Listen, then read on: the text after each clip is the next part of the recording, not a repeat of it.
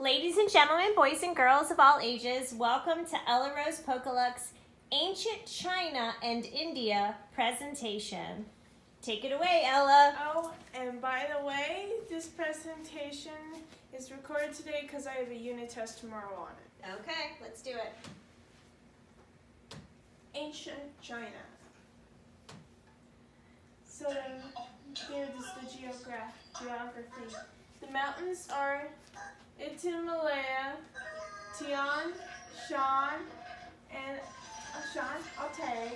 The deserts are Gobi and Taklamakan.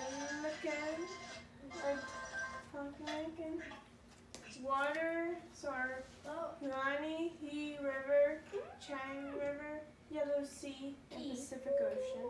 And China was isolated and protected because of its geography. I think maybe you couldn't read my handwriting. This is actually an H, so it's Himalayas. Okay. Oh yeah. It's H-I-M. Okay? Oh. All right. Does that So sound it's good? Himalayas. Yeah. Does that sound good? Yeah. All right.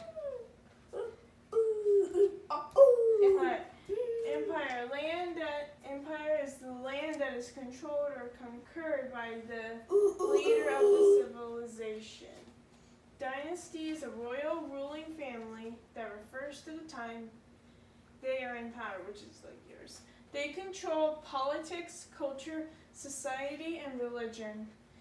Dynastic family is that family are in charge, and they are called emperor and empress.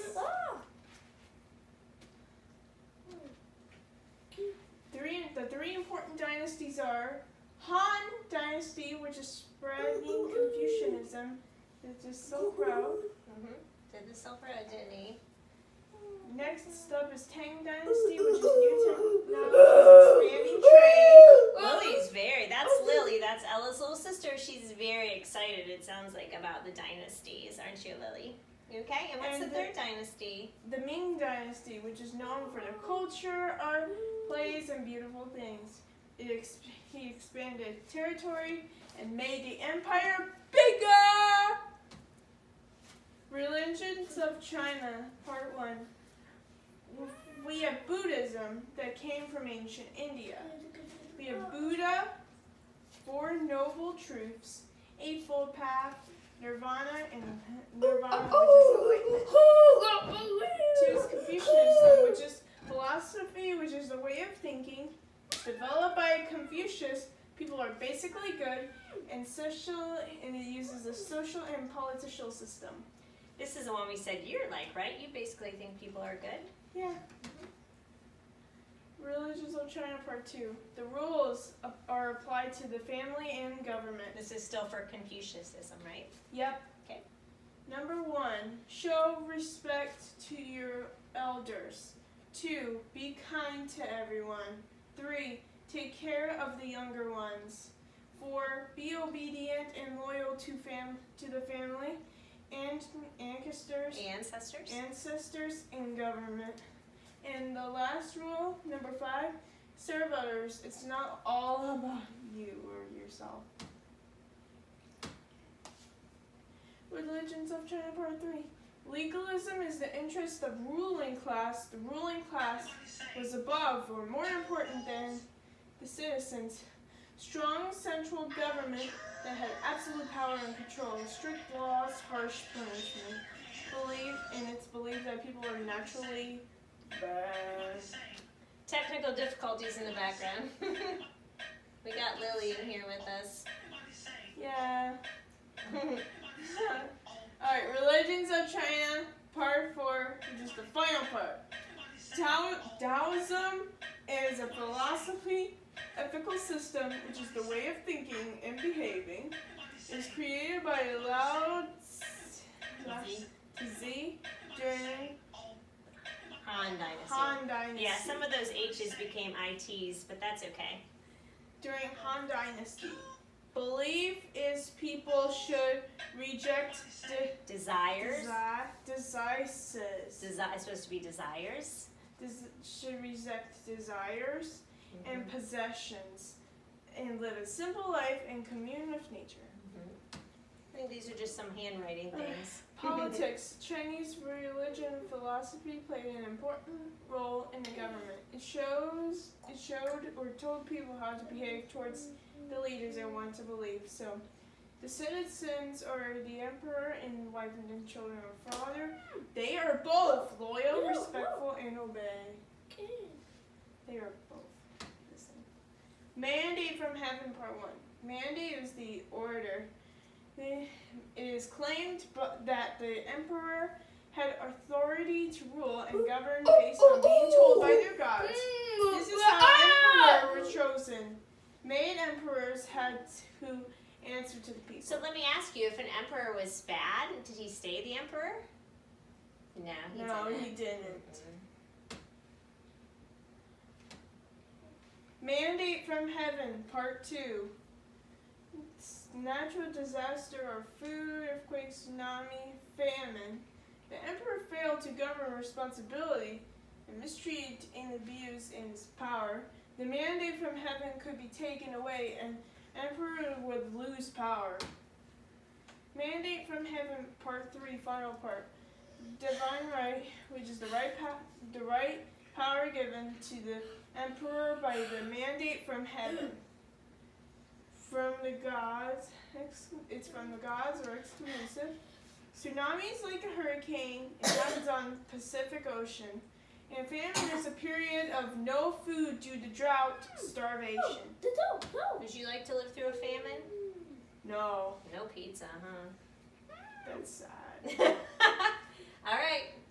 Ancient India. Up next, ancient India. Let's see what's happening in India. Indus Valley Civilization, part 1. First, they were the first people settled on the Indus River. There were 2 major cities on river, Mohenjo-daro and Harappa. Lily's telling us to cry. There's no crying in ancient India. Lily likes it when we cry. Indus Valley Civilization, part 2.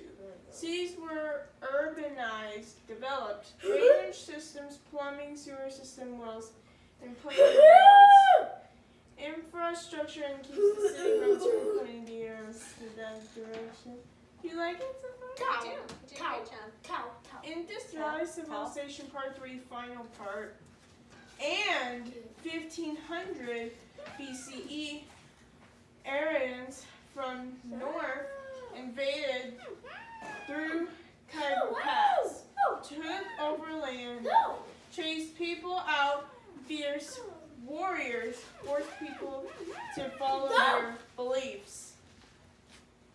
Is it recording? Yeah. I had to get Lily a towel. Orion's Brat, part 1. The Vedas are the religious writings that were basis of Hinduism, which is their religion. The caste system is the divided people into social classes, social hierarchy. The caste you were in was based on the family you were born into. And you stayed in that forever. This is the diagram. Do you like it? Did you draw that diagram? Yeah, I did. Wow, that's really good, Ella. Great job. Okay. They can look at the diagram. By the way, this is Aaron's Blood part 2, by the way. Okay. Next slide. Next slide. Okay. Aaron's brought part 3, which is the final part. Reincarnation is the belief that when you die, you come back as someone or something else. And there's a different level on the caste system. See, I wrote that? Karma is what goes around comes around. What you do to others come back to you. This can determine your caste in the next life. So if I was good, would good or bad things happen to me? If I'm good, then good stuff will yeah, happen that's to you. right. That's karma. India notes set 1. Indian Empire, 321 BCE. I have no idea how to say that. Hi, Lily. Chandragupta Maurya became the ruler of eastern India.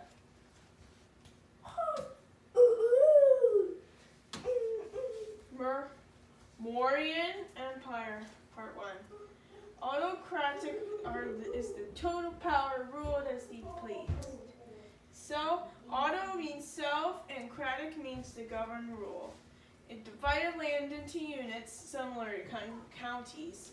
Large army taxes were high and controlled industry. Ruled by fear and domination, his way or no way. 269 to 232 BCE, Ashaka, someone's grandson, come to power. We hope he's better than the Mauryan guy, right? Well, he started to become mean, but then he became better. Oh, good. What did he do? Alright, let's find out. Mauryan Empire Part 2, which is the final part. It expanded the Mauryan Empire by using the army. It converted to Buddhism in order to change to a kinder, gentle ruler.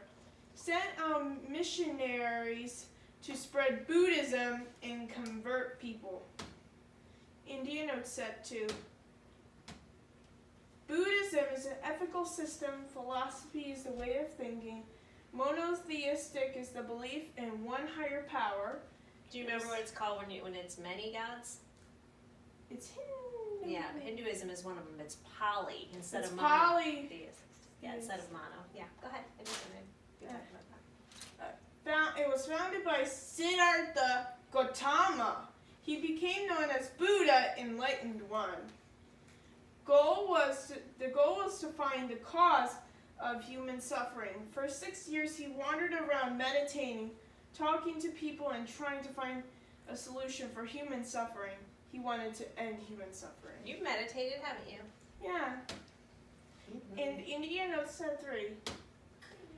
A flare 6-year journey he developed the 4 noble truths. The first one is life is suffering, everyone suffers. The second noble truth is that human desires cause suffering. The third noble truth is that suffering stops when we quit wanting what we don't have. And the last noble truth is that follow the Eightfold Path to live a peaceful life. Eightfold Path are... Bless you. Bless you. Thank you. Alright. Eightfold Path are 8 steps to being a decent human being, and by following 4 noble truths, an Eightfold Path, you can reach nirvana, which is a state of complete understanding and enlightenment. Peace. Peace. And that is it, I think. Yep. Thank you, ladies and gentlemen, boys and girls of all ages. Thank you for learning about ancient China and ancient India today with Ella Rose Pokaluk. Good luck on your unit test tomorrow. We'll all be rooting for you, Ella, and we know you'll do a great job. Also, this was the noisemaker in the background. Lily, can you say hi? Hi. All right. We'll see you next time. This wasn't about football, but we hope you learned something. Bye-bye. Bye-bye.